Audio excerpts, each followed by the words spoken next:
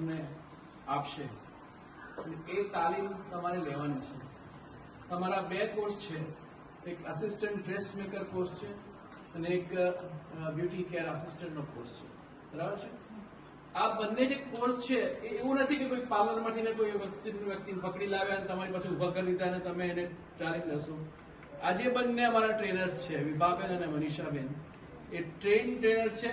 એમનું ટીઓટી પણ ગવર્મેન્ટ તરફથી કરવામાં આવે છે અને ટીઓટી ટ્રેનર તરીકે એ લોકો તમને તાલીમ આપશે.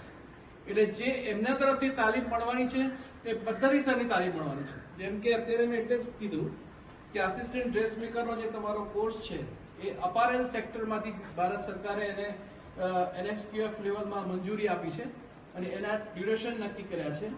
એ ડ્યુરેશન પ્રમાણે તમારે એને ભણાવશે એ લોકો. આ સિલેબસ એમની પાસે જ રહેશે, આ કોપી એની ઉપરથી તમને તાલીમ આપશે.